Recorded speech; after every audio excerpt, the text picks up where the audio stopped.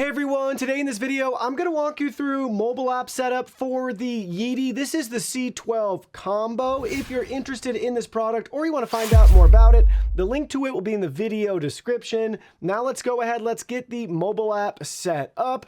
So the Yeedi app is available for iOS and Android devices. Once you have it downloaded, you'll be prompted to sign in or create an account. Once you do, you'll be at this main home screen where you can add or view your current Yeedi devices. So in our case, we're going to select that Add a Robot button down there.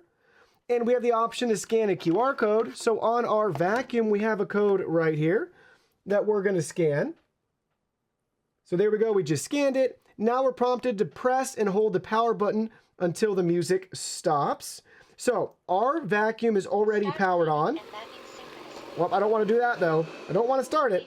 So we'll go ahead, we'll select next, but if you haven't, go ahead, hold down the power button. Now we need to briefly press the reset button for 1 second and then release. You'll hear that the robot is ready for network setup. So we're going to hold that down. Start charging. Reset to default settings. Reset to default settings. I've heard the sound. Select next. Now at this screen, we need to connect to our Wi-Fi network. Make sure you're connected to a 2.4 gigahertz Wi-Fi network and go ahead and select next.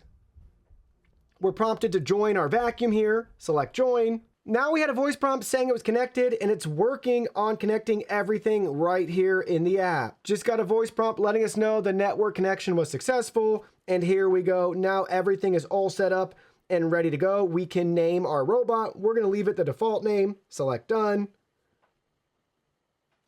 Now we can adjust our time zone. And now we have our prep work here. Nice options showing us how to use things. Select got it. Got it. And there we go. Our Yeedi C12 Combo has now been set up. Very simple and straightforward.